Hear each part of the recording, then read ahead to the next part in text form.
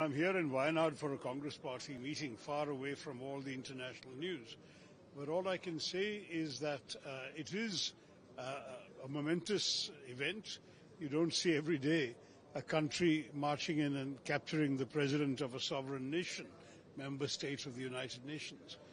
I think on the actual incident, I would leave it to the government to express their views. But there is no doubt that there is, for some years now, international law and the UN Charter are not being observed in the old ways. And now we are seeing, in many, many ways, a sort of version of might is right prevailing in international affairs, which has very serious implications for all of us. And every country has to adjust its diplomacy accordingly.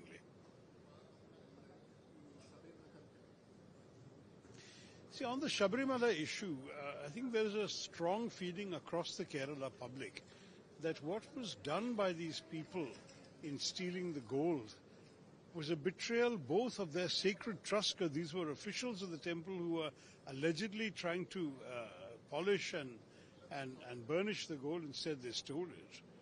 But equally, it's also a betrayal of the ordinary people, the worshippers, who went and, with their own contributions, their own faith, supported the gilding of these statues in Sabarimala. So to betray both people and God in one go is truly an astonishing breach of trust. And I certainly hope that the court-monitored SIT will come up with a very comprehensive and thorough finding that will set all the great sense of betrayal and all the rumors around this at rest.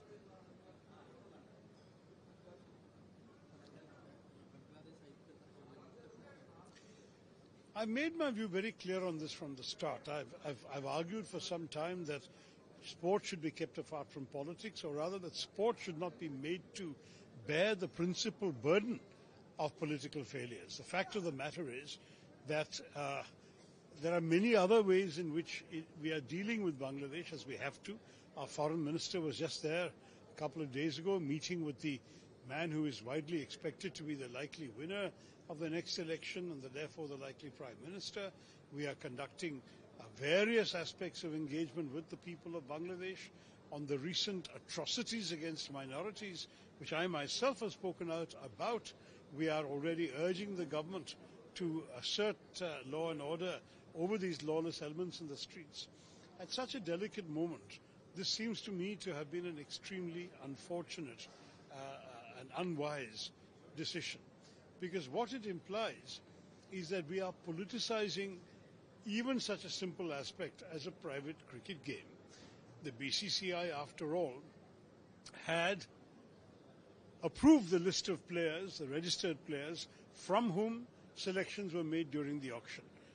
Mustafizur Rahman was on the approved pool. So the BCCI had already once approved him. To now pull him back after he has been recruited and so on seems to me to be in very bad taste. It's also troubling that we have seen the kind of social media outrage driving policy.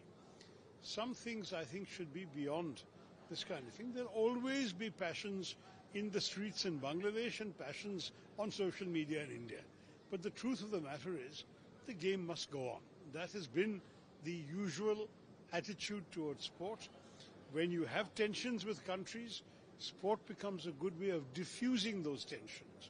What has been done has only exacerbated the tensions and made them worse.